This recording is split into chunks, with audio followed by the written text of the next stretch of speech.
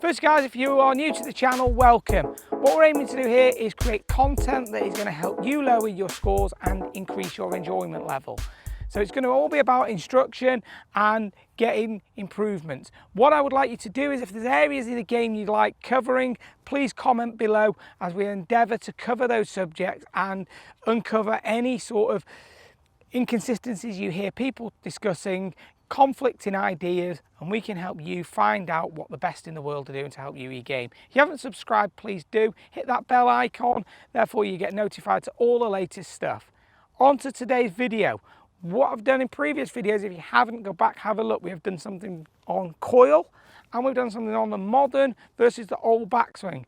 I've heard people saying that when you are coiling and loading, it's bad for your back. So let's have a look at why it isn't bad for your back, okay? I understand where everyone's coming from in saying that isn't this loading sort of putting pressure on the spine? So pressure and coil and movement through that spine is something where people, I think, are slightly misunderstanding it from my standpoint. Because the coiling, when they're thinking about it around the spine, is like they're almost thinking about the two halves rotating against each other in opposite directions. This is not what we're doing. The reaction and the floor is where we're creating the coil. So the coil is coming from the feet. So what we're talking about here is that the pelvis is rotating and it is going backwards, okay?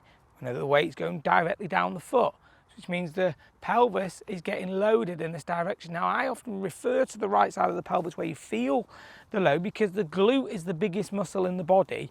So if you feel the tension build up in here, you've also got the tension in the right heel pushing down into the floor.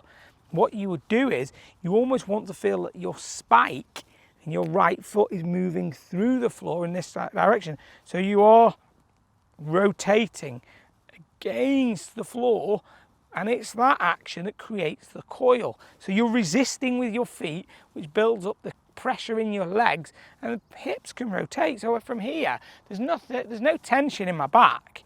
As I resist with the feet, you know, I can get as much as I want here. There's no pressure going on in this lower spine. Okay, so people who are saying that this is where it's coming from and we're locking it up or they're getting all that coil through and it's bad for your back, genuinely it isn't, okay, because it's not where you're feeling it.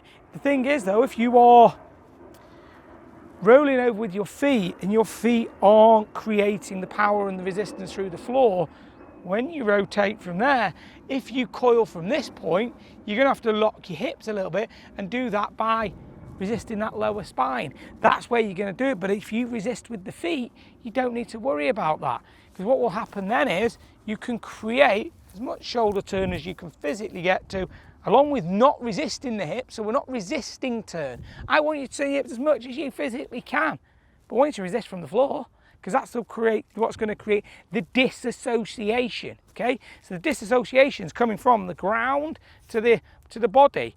So the feet resist, body winds. Okay, so this means that I've got as much power as I can have here, then that body can start down and fire in sequence. This isn't my opinion, by the way, guys. The best biomechanics in the world, and their number one job is make sure your body is fit for the game and you don't get injured. That's the most important thing. They're not talking about maximizing performance all the time. Yes, that's critical to them, but the most important thing is they want longevity of a career. They don't want you to be injured. That means they're doing a terrible job at that point. So these guys are talking about this stuff, and people are having longer careers without getting bad back. So this is the key. So let's have a look at this in action and see what's happening. So the idea is going to be they feel that ground being rotated into, so rotating with it with the feet, and then just feel the load. That way we should quite easily be able to create the power that we're after.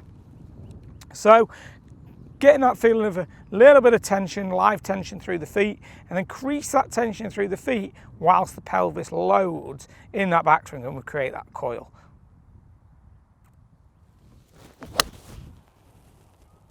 So I really felt very, very loaded into the floor with the feet, rotated with the body, and then that body can just rotate through the shot.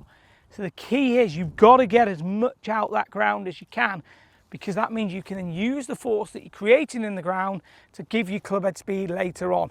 What we're aiming to store the energy, and this is going to help with the other areas, which is the ground force reaction later on in the swing, which can then lead to that club head speed.